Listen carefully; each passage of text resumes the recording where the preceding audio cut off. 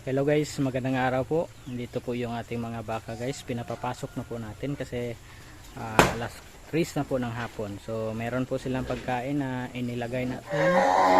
Pineapple pulp at saka spent greens. At meron na rin po tayong tubig na nilagay. So yan po yung ating mga baka rito.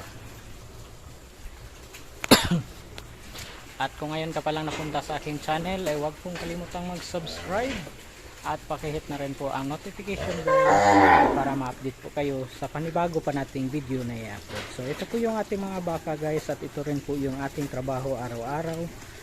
Kahit na nakakapagod pero okay lang po. Ang importante po ay meron po tayong ay pakain sa ating pamilya. So yan po. Ito po ay nasa National DE po ito guys. Itong mga bakang ito po. Ayan po. So kumakain na po sila ng pulp at saka spent green. So yan po yung nilagay natin. So bali minimix po natin ito guys.